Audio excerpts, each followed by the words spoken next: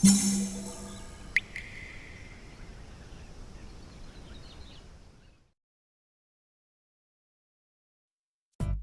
うも、底辺アクアリスト黄昏です。皆さん、前回一応の完成を迎えた水草水上栽培システムの動画は見ていただけたでしょうか。まだ見ていないという方は概要欄に再生リストを貼っておきますので、よろしければそちらもご覧ください。うちに余っていたおにぎりライトを使うという水上栽培では到底考えられないような贅沢な環境が出来上がったんですが、まだ肝心の水草が登場しておりません。ダイソーを駆け巡って買ってきたかっこいいガラスポットや棚にジャストフィットしたダイソーの箱を有効活用するべく、今回は一番重要な水草の水上化にチャレンジしていきます。いろんなやり方がある水上化方法の中でどんなやり方を選択したのか、ぜひ最後まで見てやってください。というわけで早速やっていくんですが、水槽に入れていた水草を水上栽培に移行するのって結構難しいイメージありますよね。自分もそうで一度やってみたんですが、水上化には成功しつつも結局どうやるのが正解なのかが分からず、それ以降手をつけていませんでした。とりあえず水上化できることだけは分かったので、今回はその水中用から水上用への移行方法を完全に確立し、水草自給自足生活を目指します。まず最初に用意するのはトリミングを行った時の水草です。最初から水草を買って水上化させるのもリスク高いですしね。最初に集めたのはこちら、30センチキューブ水草ストック水槽のロタラ SP ハラです。とんでもないことになってた水槽のおやつですね。気になる方は概要欄にリンクを貼っておきますので、そちらも見てやってください。30センチキューブのトリミング量とは思えないくらい取れました。左はトリミングカスで、右は頭頂部とか使えそうなやつです。もう一つ登場するのは飛行石レイアウトのトリミングカスです。こちらも結構大量で、ロタラマクランドラグリーン、ルドビジャースーパーレッド、パールグラスが取れました。あとは先ほどの30センチキューブ水槽のロタラ SP ハラと一緒に使えるように選別していきます。今回の方法では水槽に植栽するレベルでしっかり長さを揃えて、なおかつ葉っぱのカスなども除去したのですごく時間がかかりました。正直このトリミングカスの剪定作業があまりにも大変なので、気軽に水上化させるならもっと簡単な方法にしたいと思います。どれも切りたてほやほやなので状態がいいですね。その日のうちに全ての作業を終わらせたかったんですが、あまりにも時間がかかってしまったため翌日に持ち越し。ちなみに剪定外部分はこんな大量になってます。続いて水上化作業に移っていきます。まず使用するのはこちらの使い古しのソイルです。水槽をリセットした際に洗濯ネットで回収したものをベランダに放置してたんで、それを使っていきます。パウダーソイルとかノーマルソイルとかいろいろ混ざってますが気にしません。次に前回購入したダイソーの容器を使っていきます。そこに定番の低消費量であるテトライニシャルスティックを入れていきます。正直この肥料に関しては園芸用の方がコスパはいいと思います。自分の場合はこのイニシャルスティックが大量に余っているので、消費するという意味合いもあって使ってます。適当な量を一番底にパラパラとまぶした後、使い古しのソイルを入れます。この量も正直フィーリングで、どれくらいがいいとかは分かりません。今までの工程もこれからの工程も全て勘でやってる独自方法なんで、あまり参考にしないようにしてくださいね。1コップ分入れ終わったら、もう一度イニシャルスティックを入れておきます。使い古しのソイルって栄養分完全に抜けきってるイメージなんで、いっぱい入れておこうという感じです。そんな感じで容器の3分の1くらいソイルを入れたらとりあえず終了。続いてはそのソイルに水を入れていきます。これはただの水道水です。とりあえず次の作業がしやすくなるようにギリソイルが浸かるくらいに入れておきます。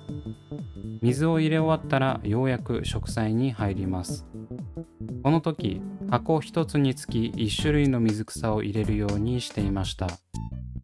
違う種類をこんな狭い容器に混合させて入れるとどれがどれだかわからなくなる確率大ですからね。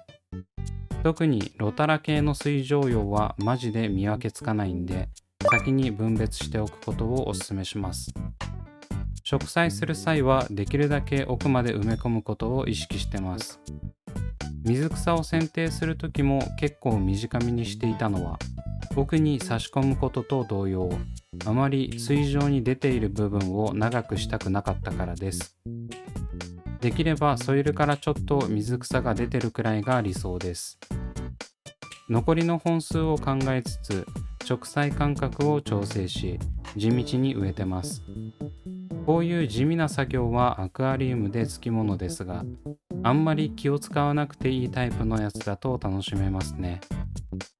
というわけでロタラマクランドラグリーンをすべて植栽し終わりました。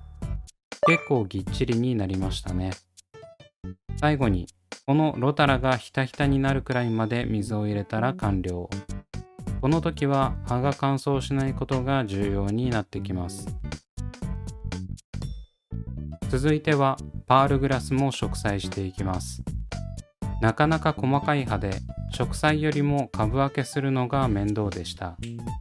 分けてしまえばこっちのもんなのでガンガン田植えのように植栽していきます。このパールグラスは水上では葉が自立しないので勝手に寝てしまいます。最後にロタラ SP ハラも同じように植栽していきます。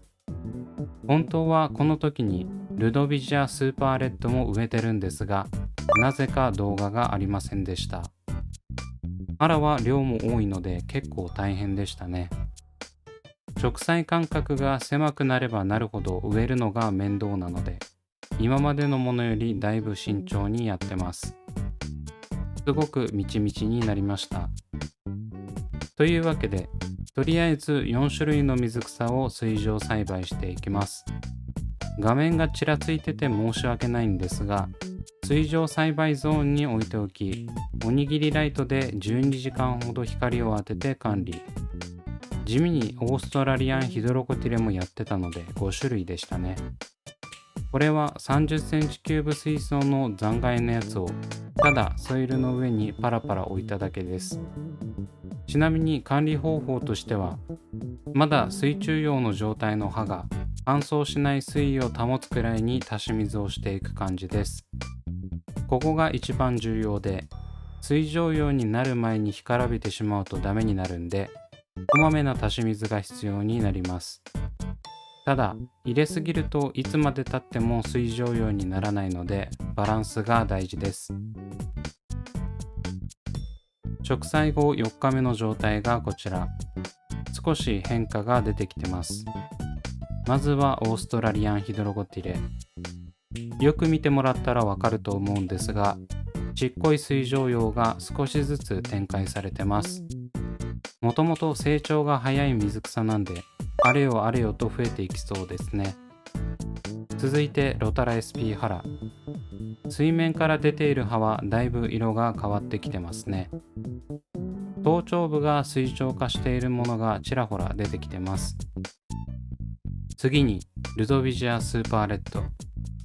この水草が一番順応が早く、見ての通りすでにだいぶ水晶化してきてます。もしかしたらルドビジアスーパーレッドがこの中では一番水浄化が簡単なのかもしれません。続いてロタラマクランドラグリーン。こちらも徐々に重力に逆らって上を向いている葉が出てきています。ただこちらの場合は水中用の葉がでかすぎて成長が分かりにくいです。最後にパールグラス。こちらは茎が弱すぎて倒れてしまうため、なかなか成長していない感じがします。やはり茎が太い方が水蒸化は早そうですね。植栽後9日後の状態がこちら。ロタラ SP ハラはだいぶ水蒸化してきましたね。超順調です。オーストラリアンヒドロコティレも問題なし。ルドビジアスーパーレッドとロタラマクランドラグリーンもいい感じです。右側にライトを設置してるせいか、ロタラマクランドラグリーンは右の方が水蒸葉になるのが早いですね。ルドビジアスーパーレッドはほぼ水蒸化しており、葉が赤から緑色に変わっています。パールグラスはこの中で一番遅く、自立できないため壁伝いに水蒸化していってます。なかなか難しいですね。それでも9日間という短期間でここまで水蒸化するのはすごいですね。やっぱ水草は水蒸化した方が楽だしコストもかからないですね。植栽後16日目がこちら。どれも順調と言わざるを得ません。パールグラス以外はもう完全に水蒸化したと言ってもいいのではないでしょうか。こんなに早く順応してくれるとは思いませんでしたね。続いて植栽後1ヶ月の状態がこちら。もさもさになってきました。こうなってくると勢いがすごく、一日一日しっかりと伸びていってますね。というか、どんどん匍匐していって、隣の水草を侵食していってます。というわけで、1ヶ月と1週間経過して、この3種類は収穫できるレベルまで育ってくれました。このまま成長させてもいいんですが、実は気になることが一つあるので、それを解消していきます。まず、せっかく伸びた水草を根元あたりからカットしていきます。なぜこんなことをするのかというと、もともと水中葉だった根元の部分が腐ってるからです。水上葉の茎は重力に負けず上に登ってくれるんですが、肝心の根元が弱い水中葉のまま腐ってるので、水草の匍匐が強くなってるんだと考えました。これは今回の管理方法では仕方ないことであり、予想はしていました。なので、できるだけ水位をギリギリにし、水中葉が干からびない程度で保ってたわけです。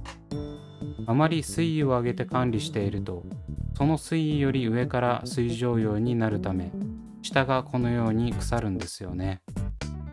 このまま栽培しているといつまで経っても根元が腐ったままなんで、一度トリミングして水上葉部分だけにしたいわけです。ロタラ SP ハラもこんな感じで、枯れた水中葉が水面に漂ってます。ロタラマクランドラグリーンは特に顕著で、葉が大きいから分かりやすいですね。重力に負けて水中葉部分が匍匐しているのが分かります。あとはトリミングした水上葉部分をきれいにしたソイルに差し戻しすれば完了です。いろいろ問題点はありましたが、無事に水蒸化できてとりあえずほっとしました。ただ、この作業が終わって数ヶ月経った今考えると、今回行った作業は超非効率的なやり方をしているので、この水上栽培化方法はあまりお勧めしません。この動画をアップしている頃には、水上栽培のノウハウも蓄積してきているので、もっといいやり方をお伝えできると思います。今度、超簡単で効率的な水蒸化方法の動画を出す予定なので、しばらくお待ちください。まだまだ暑い季節が続きますので、水上栽培が気になる方はチャンネル登録してお待ちください。というわけで今回はここまで。Twitter と Instagram もやっておりますので、そちらも見ていただけると嬉しいです。それではご視聴ありがとうございました。